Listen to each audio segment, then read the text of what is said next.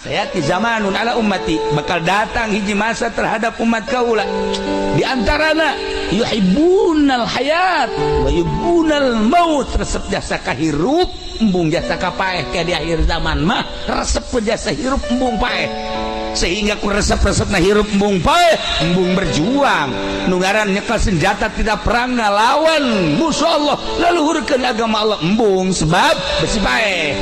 Ketika nyaritakeun tentang agama embung nyaritakeun nu bener besi ditewak besi paeh. Engke di akhir zaman mah kiai ustad santri geus puguh pamarentah embung paeh ge. Paeh teh embung lantaran ieu kaminahan hirup di alam dunia teresep kana dunia embung kana paeh. Kanjeng Nabi nyaritakeun sayati zamanun ala ummati yuhibbunal hayat wa yuhibbunal maut